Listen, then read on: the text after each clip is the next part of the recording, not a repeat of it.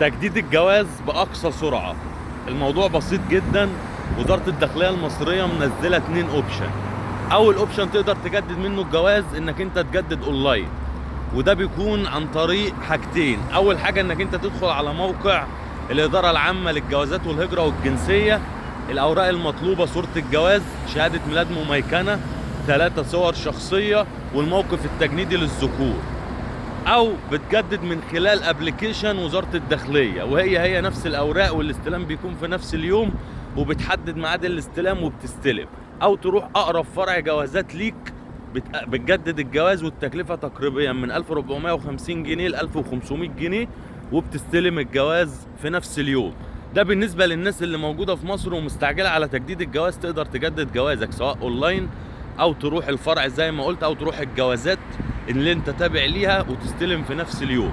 التلاتة دول يعني اي طريقة من دول هتستلم في نفس اليوم ان شاء الله.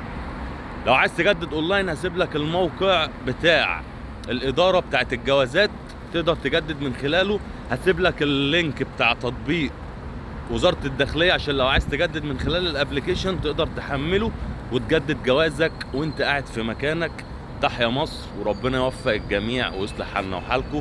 وعلى فكرة كل الخدمات دي قديمة مش جديدة، عشان برضو ابو العريف اللي بيطلع في كل فيديو في اي حاجة زي كده يقول لي مش عارف ما دولة مين عاملاها بقالهم 20 سنة. ملناش دعوة بحد، احنا ماشيين واحدة واحدة، وان شاء الله دايما في تطور وفي نجاح.